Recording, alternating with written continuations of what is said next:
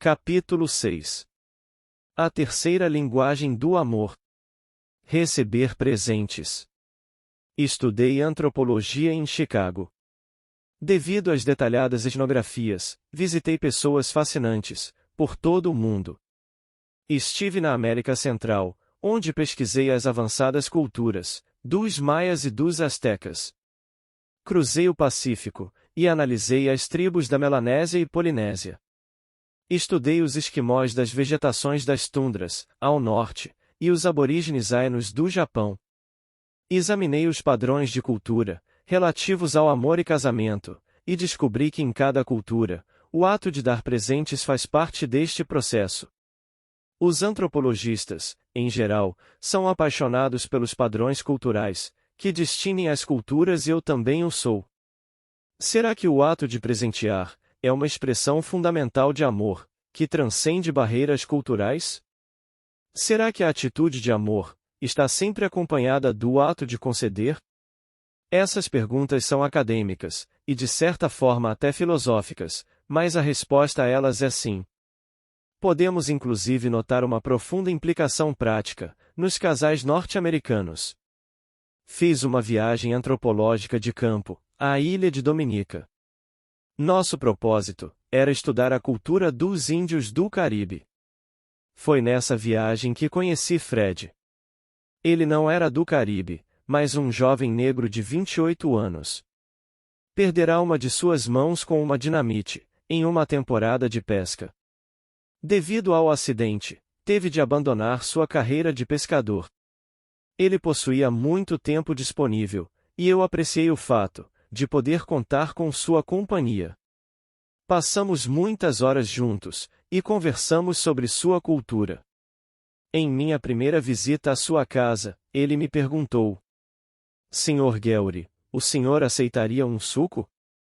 Ao que aceitei prontamente. Ele, então, virou-se para seu irmão mais novo e disse: Pegue um suco para o Sr. Guelry. Seu irmão deu-nos as costas, saiu de casa, subiu em um coqueiro, e trouxe um lindo cocô verde em suas mãos. Fred recomendou-lhe que o abrisse. Com 3 rápidos movimentos de faca, seu irmão furou-o, e fez uma abertura triangular na parte de cima. Fred entregou-me o cocô e disse: Aqui está seu suco. O líquido era esverdeado, mas eu o bebi assim mesmo, todinho. Eu o tomei porque sabia que aquele fora um ato de amor. Eu era seu amigo, e eu sabia que ali só se oferece suco aos companheiros. Ao final de algumas semanas, quando já se aproximava minha hora de partida daquela pequena ilha, Fred deu-me uma última prova de seu amor. Era uma enorme concha em espiral, que ele mesmo havia tirado do oceano. Tinha uma camada que, de tanto ser friccionada pelas rochas, lembrava, ao toque, uma seda macia. Ele me disse que aquele objeto encontrava-se naquelas praias há muitos anos, e gostaria que eu o levasse, como recordação daquela bela ilha. Ainda hoje, quando olho para aquela concha, quase posso ouvir o som das ondas do Caribe. Porém, ela é mais do que uma recordação das praias de Dominica, é uma demonstração de amor. Um presente é algo que você pode segurar em suas mãos e dizer: Ele pensou em mim. Ou, ela se lembrou de mim. Antes de comprarmos um presente para alguém, pensamos naquela pessoa.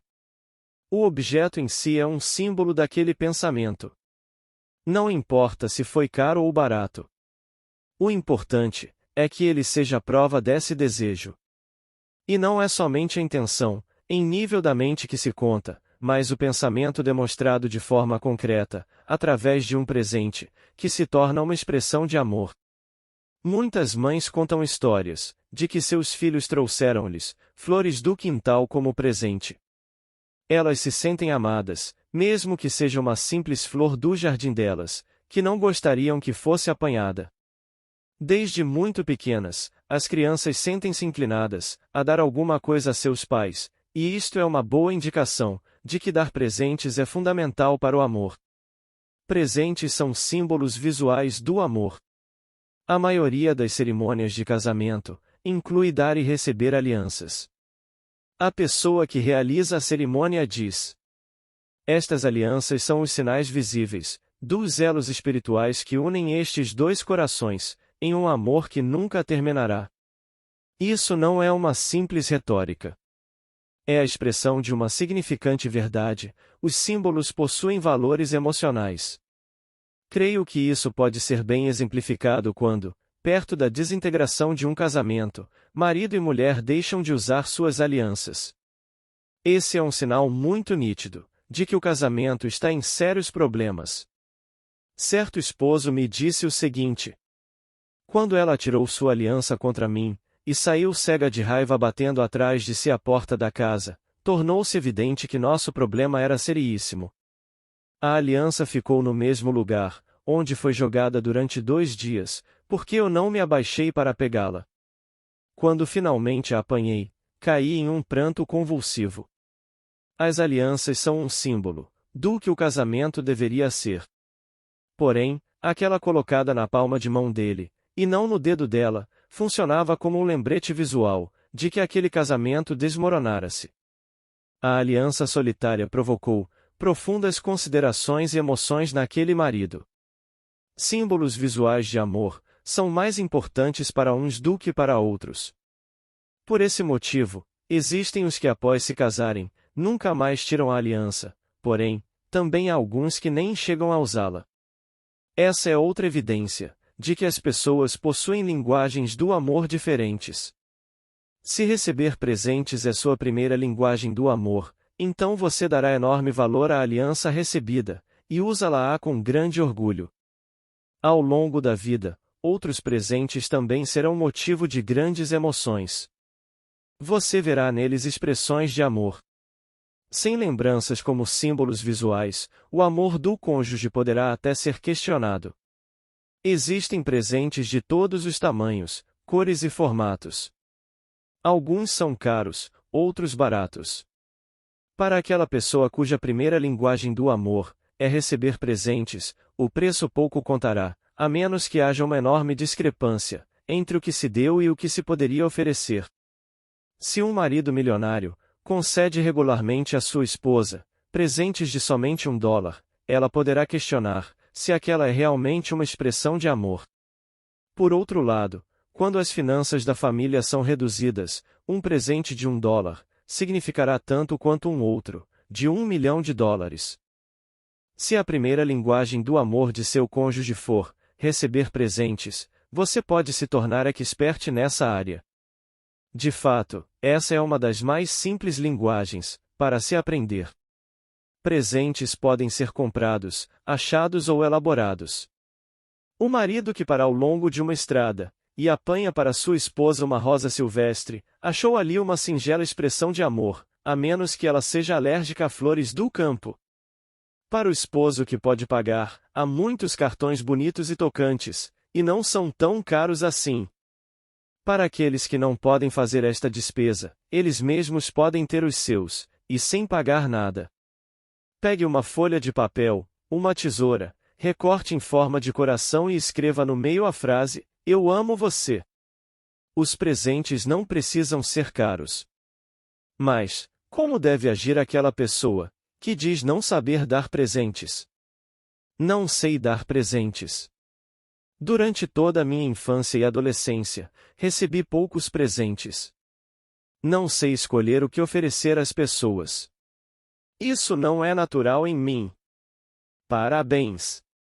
Você acabou de fazer a primeira grande descoberta, no caminho para se tornar um grande amante. Você e seu cônjuge possuem diferentes linguagens do amor. Agora que já sabe disso, comece a busca para descobrir sua segunda linguagem do amor. Se a primeira linguagem do amor de seu cônjuge é receber presentes, você poderá se tornar expert no assunto. De fato, essa é uma das mais simples linguagens para se aprender. Por onde começar? Faça uma lista de todos os presentes que, na sua opinião, seu cônjuge gostaria de receber. Podem ser lembranças já concedidas por você, ou outras pessoas da família ou amigos. A lista poderá dar uma ideia dos presentes que seu cônjuge desejaria ganhar. Se você tiver dificuldade em fazer uma seleção destes objetos, consulte outros membros da família. Neste meio tempo, chute, mas faça uma lista, com presentes que estejam mais à mão, e adquira-os para seu cônjuge. Não espere por uma ocasião especial. Se receber presentes for a primeira linguagem do amor dele, praticamente tudo que você lhe conceder será recebido como expressão de amor. Se ele, foi muito crítica em relação aos presentes que você ofereceu no passado, pois muitos deles não foram por ele, apreciados, então essa é uma grande dica de que receber presentes, por certo, não é a primeira linguagem de amor do seu cônjuge. Presentes x dinheiro. Se você está para se tornar um presenteador eficaz, deve mudar sua atitude em relação ao dinheiro.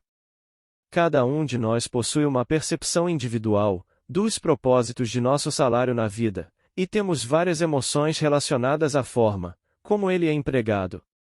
Alguns se sentem bem quando o gastam. Outros, porém, possuem uma perspectiva de economizar e poupar o máximo possível. Em geral, apreciamos o fato de economizar e gastar nosso dinheiro sabiamente. Se você aprecia gastar seu salário, praticamente não terá dificuldade em comprar presentes para seu cônjuge. Porém, se você for tipo mão fechada, sem dúvida experimentará uma resistência emocional à ideia de gastar seu dinheiro como expressão de amor. Você não compra algo nem para si, por que comprar para seu cônjuge? Essa atitude, porém, não revela que você, a bem da verdade, adquira algo para si mesmo.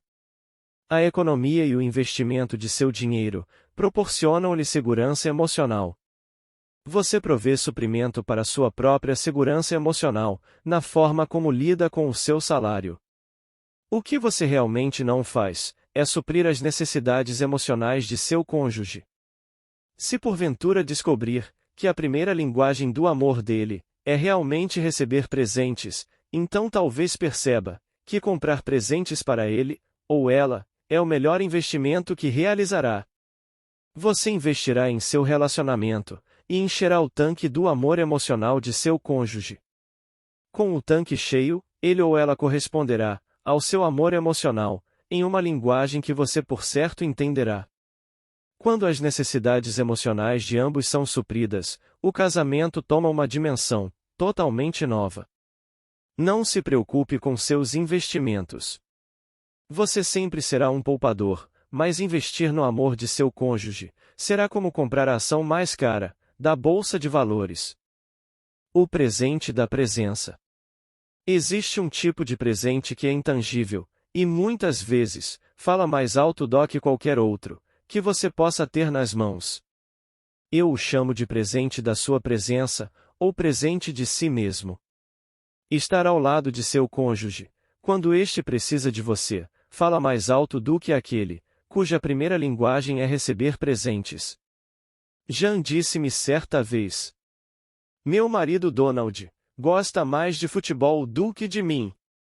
E eu então lhe perguntei: por que você diz isso?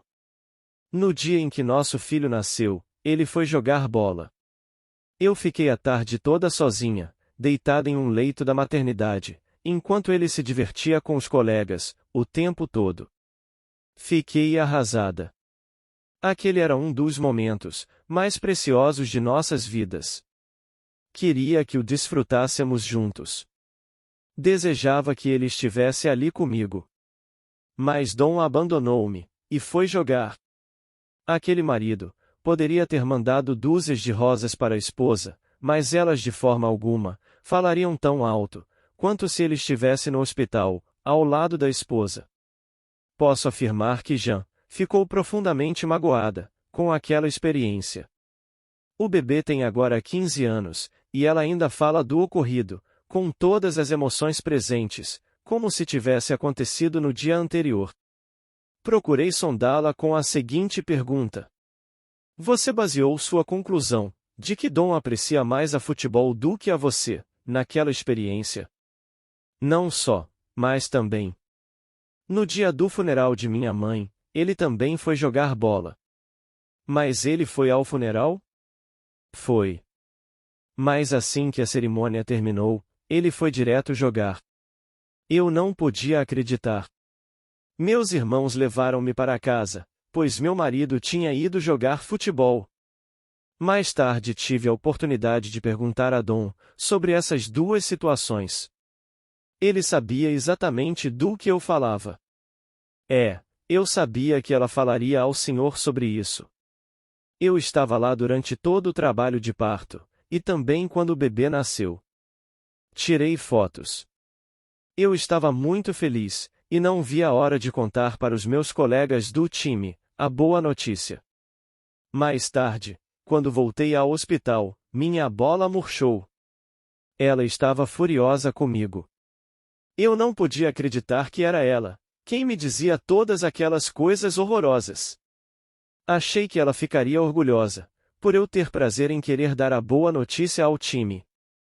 A presença do esposo, em tempo de crise, é o maior presente que se pode dar a um cônjuge, cuja primeira linguagem do amor seja receber presentes. Ele prosseguiu. E quando a mãe dela morreu? Provavelmente não lhe contou que eu tirei uma semana de férias, antes que minha sogra morresse, e fiquei o tempo todo entre o hospital e a casa dela, fazendo reparos, e ajudando no que era preciso. Após sua morte, terminando o funeral, achei que tinha feito tudo o que podia. Eu precisava de um descanso. Gosto muito de futebol, e sabia que um joguinho ajudar-me a relaxar, e a aliviar um pouco a tensão dos últimos dias. Achei que ela compreenderia isso. Fiz tudo o que achei ser importante para ela, mas não foi suficiente.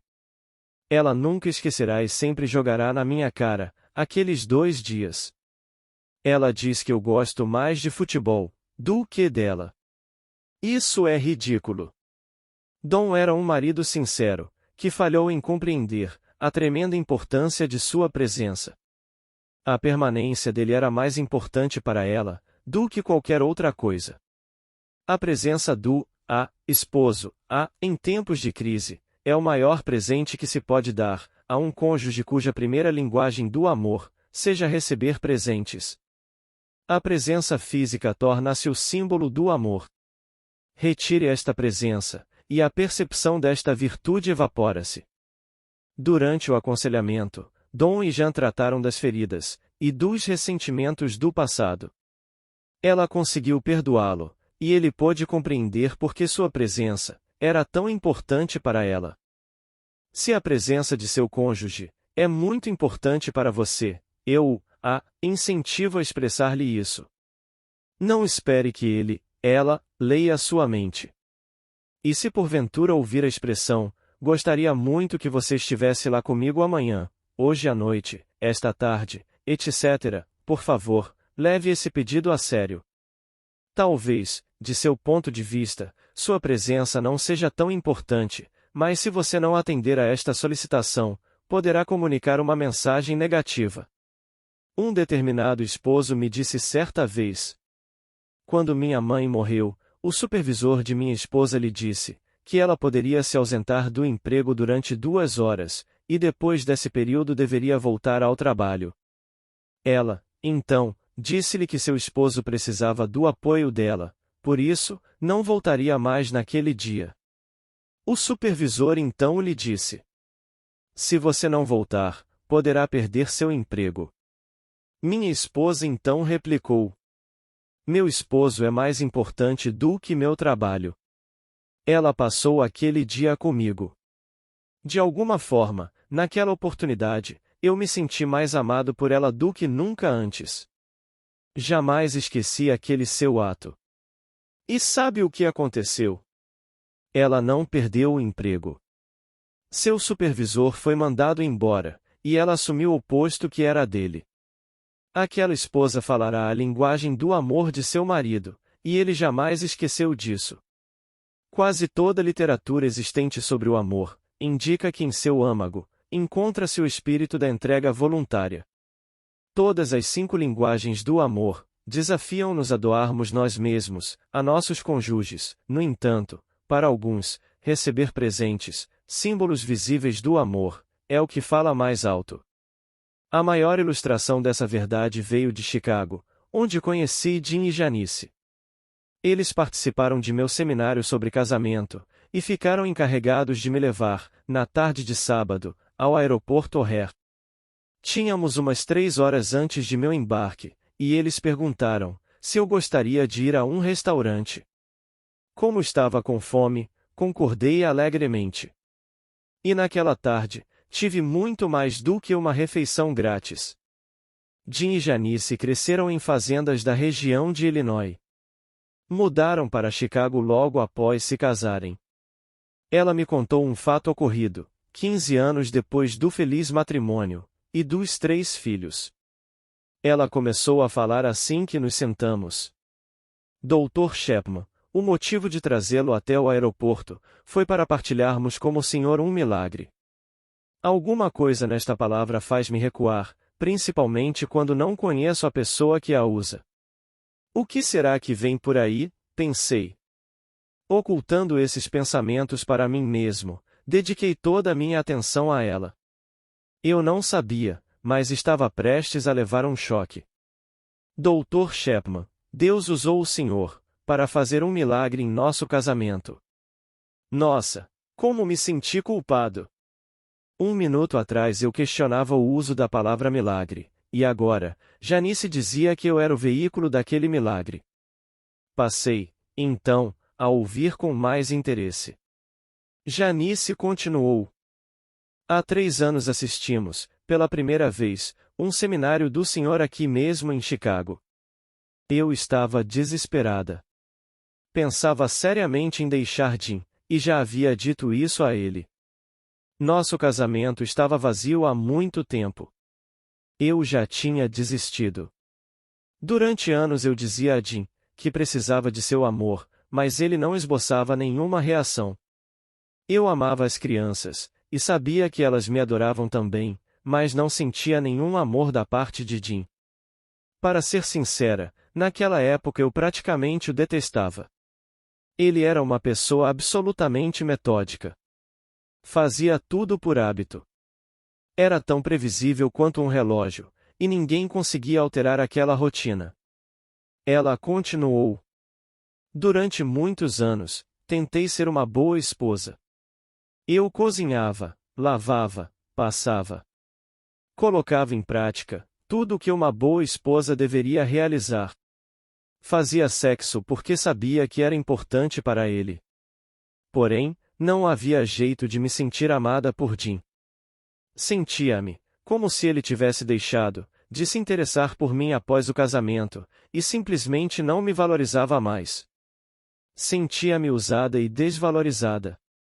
Quando falei com Jim sobre meus sentimentos, ele simplesmente riu e disse que nós tínhamos um casamento tão bom quanto qualquer outro da vizinhança. Ele não conseguia entender por que eu estava tão infeliz. Lembrou-me então que as contas estavam pagas, tínhamos uma bela casa, um carro novo, e eu podia me dar ao luxo de escolher trabalhar fora ou em casa, e deveria estar alegre, ao invés de reclamar o tempo todo. Ele nem ao menos tentou compreender meus sentimentos, o que me fez sentir totalmente rejeitada. E foi assim que 3 anos atrás, chegamos ao seu seminário. Ela suspirou e prosseguiu.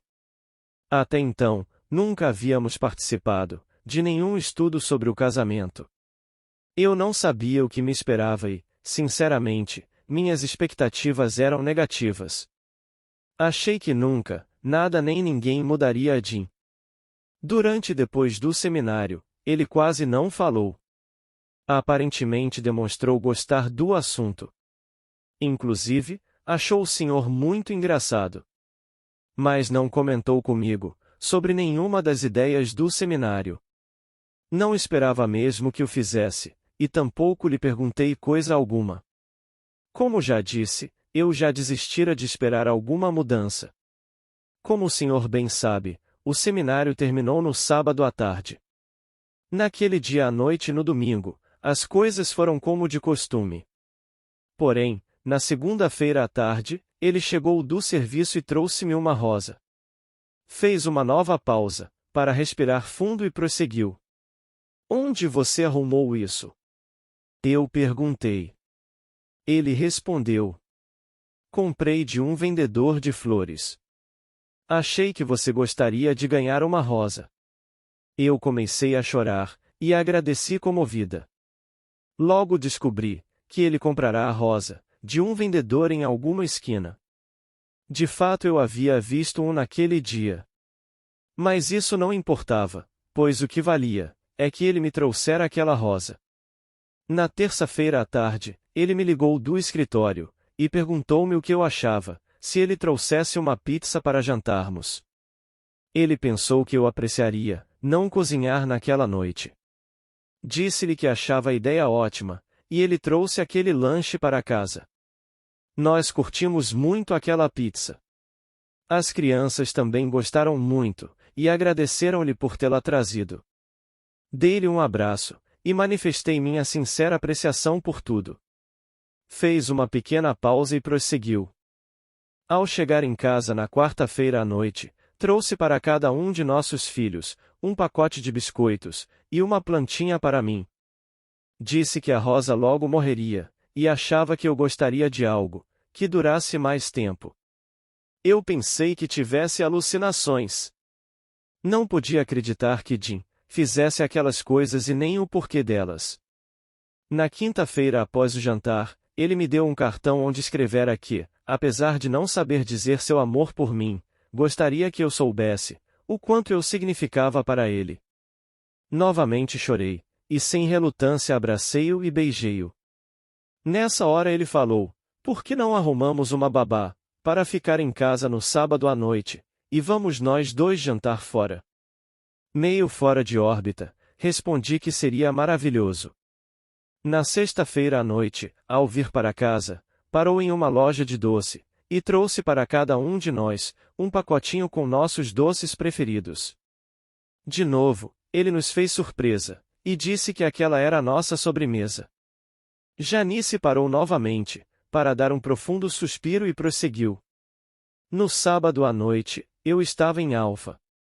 Não tinha ideia do que tinha acontecido a Jim, nem se aquilo duraria muito tempo. Só sabia que adorava a cada minuto. Após nosso jantar naquele sábado, disse-lhe que não entendia aquela sua atitude, e pedi que ele me contasse o que acontecerá. Nesse momento, ela olhou para mim muito séria e disse: Dr. Chapman, quero que o senhor entenda exatamente o que ocorreu. Este homem, depois que nos casamos, nunca mais me dera flor alguma. Jamais me dedicara um único cartão. Ele sempre dizia que comprá-los era um desperdício de dinheiro, porque você olhava uma vez para os mesmos, e depois os jogava fora. Acredite ou não, só saímos para jantar uma única vez em 5 anos. Nunca adquiriu algo para as crianças, e esperava que eu comprasse somente o extremamente essencial. Jamais trouxe uma pizza para jantarmos. Esperava encontrar a comida pronta todas as noites, ao chegar em casa. Estou, então, desejosa de dizer que o que aconteceu foi uma mudança radical de comportamento. Nesse momento, virei-me para Jim e perguntei: o que você respondeu quando, ainda no restaurante, ela lhe perguntou o que acontecerá? Disse a ela que, ao ouvir seu seminário sobre as linguagens do amor, compreendi que a linguagem dela era o receber presentes. Nessa hora, também percebi que há muitos anos não lhe dava uma lembrança sequer. Para ser sincero, creio que não lhe ofereci algo, desde nosso casamento. Lembro-me que quando namorávamos, costumava trazer-lhe flores e outros presentinhos, mas depois que nos casamos, achei que não deveria mais arcar com essa despesa. Contei-lhe então que decidirá dar-lhe, durante uma semana, um presente por dia, e observaria se aquilo causaria alguma mudança nela. Tenho de admitir que presenciei uma enorme diferença em suas atitudes, durante aquela semana.